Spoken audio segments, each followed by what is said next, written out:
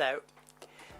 In this series of videos, I'll be describing ways for naturally and enjoyably boosting your feelings of happiness, confidence and competence by increasing levels of 5 key hormones.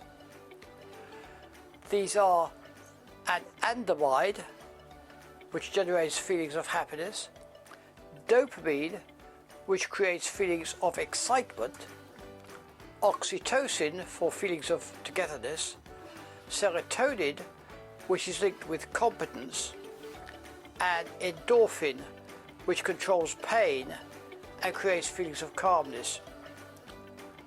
Taken together, these produce what psychiatrist Dr. Judith Morig has termed a dose of joy.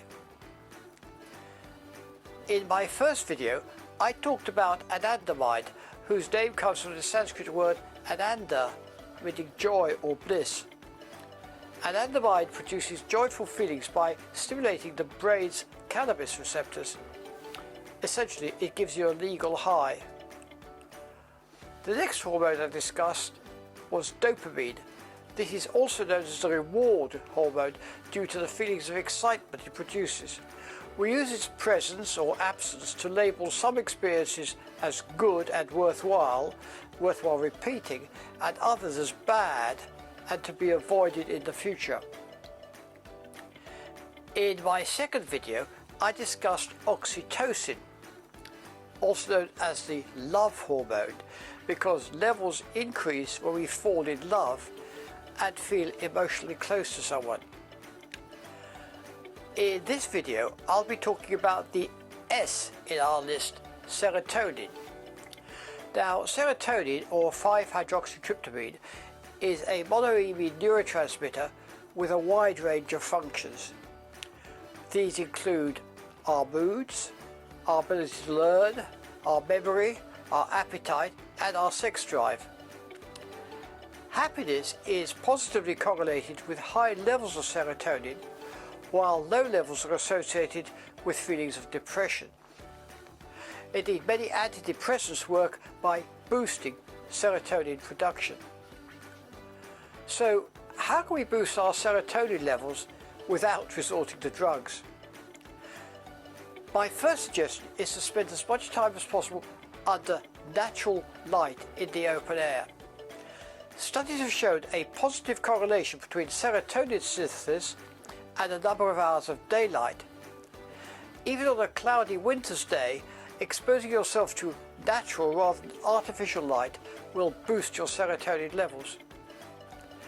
You know, only a few generations ago, most of the world's population was involved in agriculture and worked mainly out of doors, even during the winter, when the light outside can be greater than 1,000 lux, about the same amount as you get on an overcast day, a level never normally achieved indoors. In a recent study, for example, which was carried out at around latitude 45 north, which is approximately halfway between the equator and the North Pole, daily exposure to light greater than 1,000 lux averaged among people working indoors for at least 30 hours a week, only to around 30 minutes in winter and 90 minutes in summer. This includes weekends. So what does this mean? Well, it means that even in the summer months, exposure to natural light was considerably less than the winter exposure of our agricultural ancestors. For example, artificial light in an office where people work mainly from computer screens will typically be as low as 300 lux, although this will rise to about 500 lux when people are working on paper-based tasks. Now, during the dark days of winter, I use this little battery-powered lamp to provide more lux than is achieved by normal indoor lighting and to replicate the spectral output of natural light. Such lamps are increasingly widely used in the treatment of SAD, or seasonal affective disorder, and are easily available on the internet. The feeling of depression that comes with the arrival of shorter days is especially bad in the small town of Rattenberg in the Tyrol. This is known as the glass town due to the many glass manufacturers located there. Because mountains around the town completely block the sun for 3 months every year, the town has constructed a series of giant mirrors to reflect the sunlight into its streets and squares.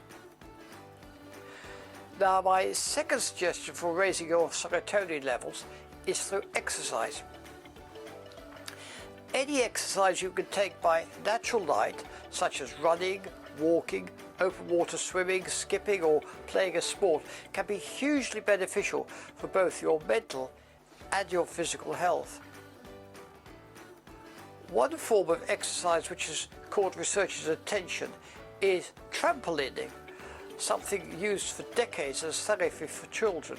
Trampolining or rebound exercises combine togetherness, laughter and deep breathing, all of which will boost the 5 chemicals required for our dose of joy. The fatigue you experience following exercise is associated with elevated levels of tryptophan in the brain and therefore with the synthesis of serotonin. As with our exposure to natural light, there's been a considerable change in the level of vigorous exercise which we experience. When human beings were hunter-gatherers or engaged primarily in agricultural work, for example, they expended a great deal of effort and energy doing vigorous work. Now, some doctors have argued that the decline in such physical exercise, and in particular in the effort-based rewards which arise from physical exercise, may contribute to high levels of depression in today's society. The effects of exercise on serotonin suggests that the exercise itself, not the rewards that stem from the exercise, may be the most important factor. If trials which are using exercise to prevent depression are successful, then this can be added to the numerous other benefits derived from exercise. The third way of boosting your serotonin levels is through diet. According to some scientists, tryptophan, which increases brain serotonin in humans, is an effective way of increasing one's happiness.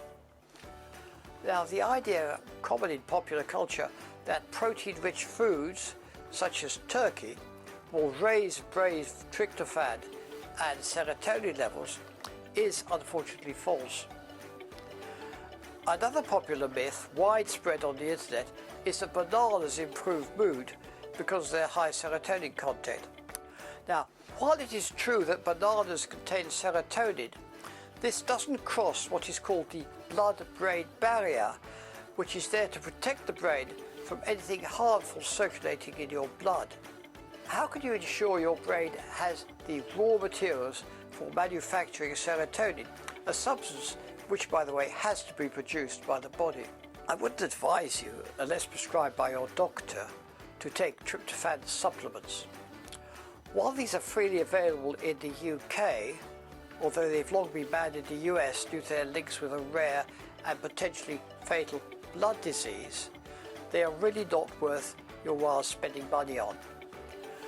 The good news is that meals rich in carbohydrates will naturally increase your serotonin levels by making it easier for tryptophan to cross the blood-brain barrier. So focus on consuming plenty of plant rather than meat-based proteins.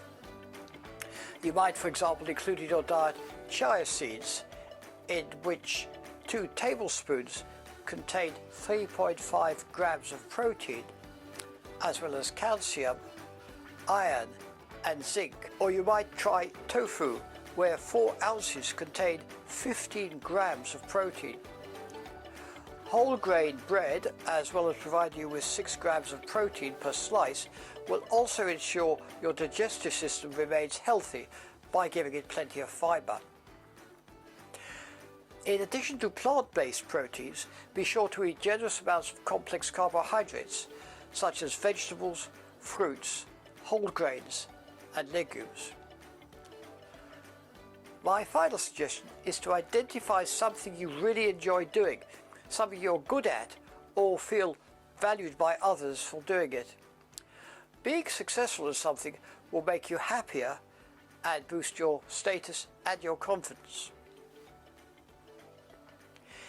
In my final video of this series, I'll be exploring the last substance in our dose of joy, pain-reducing endorphin. Until then, thanks for watching.